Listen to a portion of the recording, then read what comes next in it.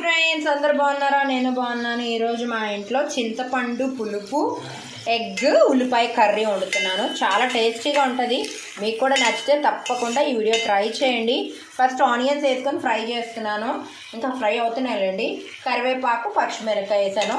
ఇది కొంచెం ఇట్లా ఫ్రై చేసుకుంటే చాలా టేస్టీగా ఉంటుంది.